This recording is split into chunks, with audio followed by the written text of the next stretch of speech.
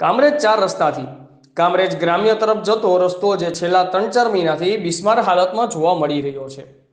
સુરત શહેરનું પ્રવેશ દ્વાર સમા કામરેજ 4 રસ્તા પાસે શાક માર્કેટ, મંદિર અને ગ્રામ તરફ જવાનો સીધો રસ્તો જઈ રહ્યો છે, જે દિવાળી પહેલા ગટર કામને લઈને ખોદકામ શરૂ કરવામાં આવ્યું હતું અને દુકાનદારો અને રહીશોને થોડા સમયમાં કાર્ય પૂર્ણ કરવાના લોલીપોપ આપવામાં આવ્યા હતા।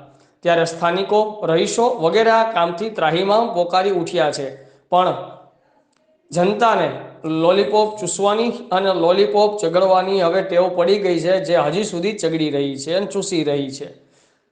આટલા ત્રાસ, ધંધો ના હોવો વગેરે આટલી બધી તકલીફો હોવા છતાં જનતાના મોઢામાંથી અધિકારીને સવાલ પૂછવા માટે પણ હિંમત ઉઠી રહી નથી। આજે આઝાદ મીડિયાની ટીમ સુરત દ્વારા કામરેજ ખાતે રોડ રસ્તાના કામને લઈ ગ્રામ લોકો, રાહદારીઓ અને દુકાનદારોના નિવેદનો લેતી હતી। એ સમય દરમિયાન દુકાન ધારકોને જે પડતી તકલીફોને લઈને કોઈ પણ સામે સવાલ પૂછવા માટે કે એમને પડતી અગવડતોને લઈને સરકાર સામે રજૂઆત કરવા માટે પણ તૈયાર નથી। એક તરફ સુરત શહેરમાં રોંગ સાઈડમાં ના જવા માટે ઝુંબેશ ચાલી રહી છે, ત્યારે અહીં તો રાહદારીઓ ફરજિયાત રોંગ સાઈડમાં જવા માટે મજબૂર બની રહ્યા છે। સાથે સાથે અહીં રોડની શરૂઆતમાં મંદિર અને શાક માર્કેટ આવતા હોવાથી ટ્રાફિક જામ જેવા દ્રશ્યો પણ ઊભા થઈ રહ્યા છે।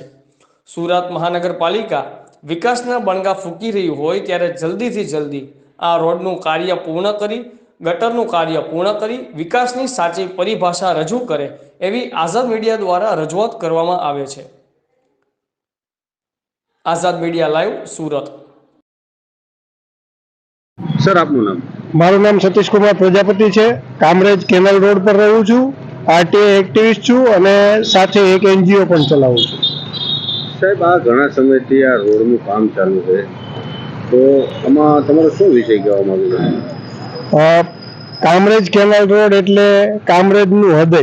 બધાથી વધારે વસ્તી આ રોડ પર રહી છે। રોજના હજારો વાહન ચાલકો આ રોડ પરથી પસાર થાય છે। એસએમસી દ્વારા સુએજ ટ્રીટમેન્ટ પ્લાન્ટ માટે ગટર લાઇનના પાઇપ નાખવાનું કામ છેલ્લા 4-5 મહિનાથી ચાલુ છે, પણ કામ એટલું કંગાળ અને તદ્દન ધીમું ચાલે છે કે આ લોકોને મેઇન રોડ પરથી પસાર થતા વાહન ચાલકોનો અકસ્માત થાય, એ લોકોને વાહન ચલાવવામાં મુશ્કેલી નડે, ટ્રાફિકની સમસ્યા સર્જાય। આ બધી તકલીફો સાથે કોઈ ફરક જ ન પડતો એવી રીતના અધિકારીઓનું વલણ છે। અહીંયા એસએમસીનો એક પણ અધિકારી ક્યારેય જોવાય નથી આવ્યો અને કામ કઈ સ્થિતિમાં છે, કઈ પોઝિશનમાં છે, એ એક પણ અધિકારીને ખ્યાલ નહીં હોય। સાહેબ, જ્યારે કોઈ અધિકારી આવતા ના હોય તો આપણા વિસ્તારમાં એટલે કે પ્રફુલભાઈ પાનસુરિયા જે ધારાસભ્ય છે અથવા તો કોઈ મામલતદાર ઓફિસમાં તમે જાણ કરી હોય એવું કોઈની જાણ કરેલી કોઈ આઈએસ અધિકારી?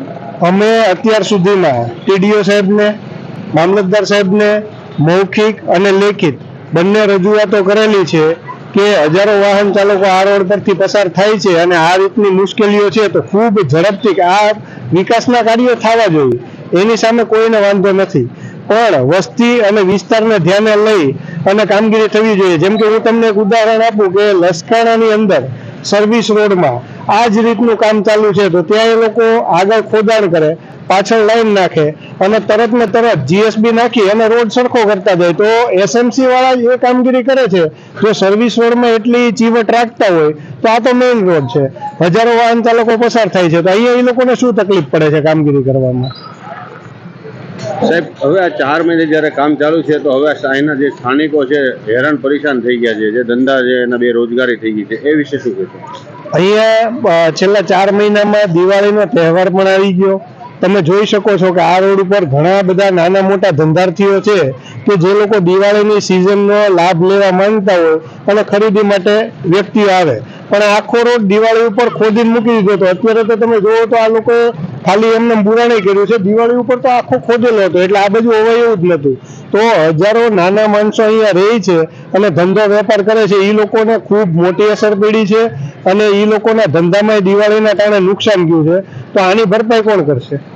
એની ભરપાઈ તો કોઈ કરી શકવાનું જ નથી। તો અધિકારીઓને મારી હજી મીડિયાના માધ્યમથી વિનંતી છે કે તમે લોકો ધ્યાન આપો, હજી અહીંયાથી HRP સુધી આ લાઈનને પહોંચાડવાની છે, તો એ કામગીરી ખૂબ ઝડપથી કરવામાં આવે અને બાપા સીતારામ ચોકડીથી કામરેજ ચોકડી સુધીનો આ રોડ છે એની ઉપર રિસર્ફેસિંગ કરી અને ડામર પૂર્વવત કરી અને આ પટ્ટી ચાલુ કરવામાં આવે એવી મારી વિનંતી છે.